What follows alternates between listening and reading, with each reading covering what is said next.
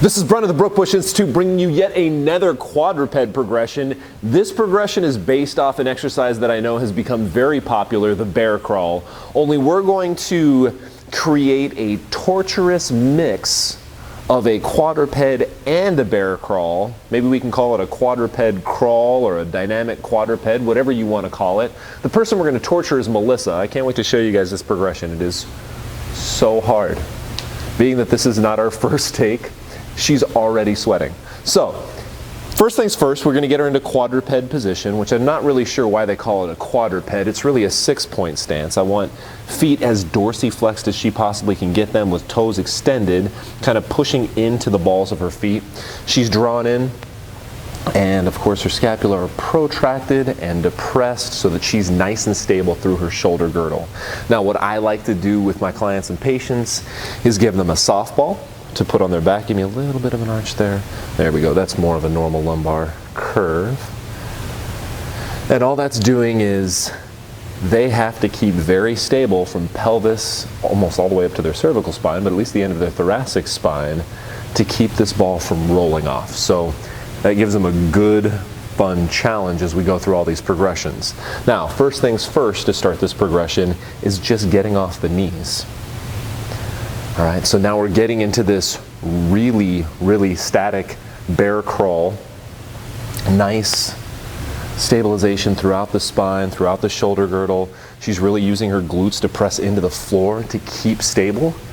If she can do that well, go ahead and relax. I'm going to give her a rest. Good. You ready for the next one? From here, if she can do that really well, I'm going to have her get into that position. And now we're going to start working on moving limbs.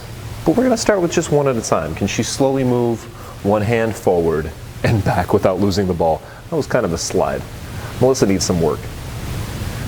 Or she's just getting tired because this isn't our first take, but whatever. Good. And one leg at a time. That was good.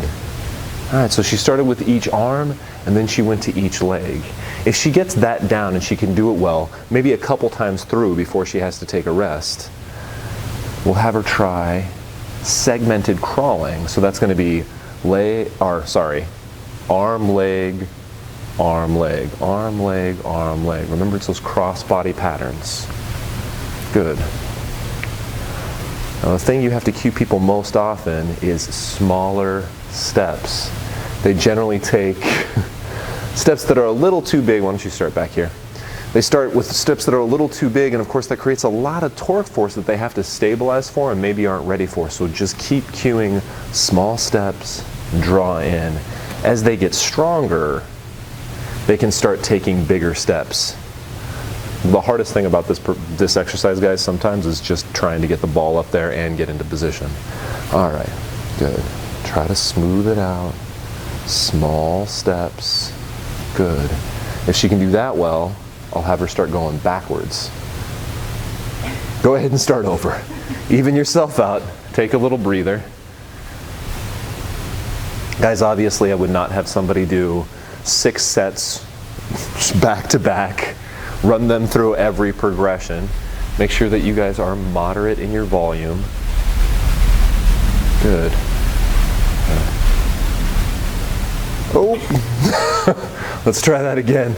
This might be the progression that she has to work on, right? So this is the first progression where we've actually seen Melissa lose the ball. For some reason, going backwards is so tough. And you guys will see here the ball rolls back and forth a little bit. That's okay. I'm more worried about this thing, more transverse plane stabilization, even some frontal plane stabilization. That's what the ball's good at detecting. Because we have some momentum starting and stopping, the ball's going to roll back and forth. That's okay. You ready for the last progression? Big deep breath.